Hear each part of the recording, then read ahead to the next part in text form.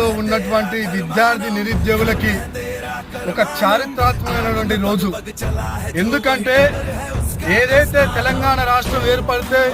మా ఉద్యోగాలు మాకు వస్తాయని చెప్పేసి ఆనాడు తెలంగాణ అమరవీరులు వాళ్ళ ప్రాణ త్యాగాల మీద తెలంగాణ రాష్ట్రాన్ని సాధించుకుంటే, మరి గడిచిన 10 ఏళ్లలో తెలంగాణ రాష్ట్రంలో